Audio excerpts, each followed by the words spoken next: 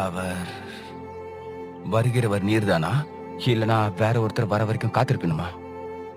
அந்த கடைசி பகுதியை திரும்ப சொல்ல முடியுமா? வேற ஒருத்தர் வரத்துக்காக காத்திருக்கணுமா?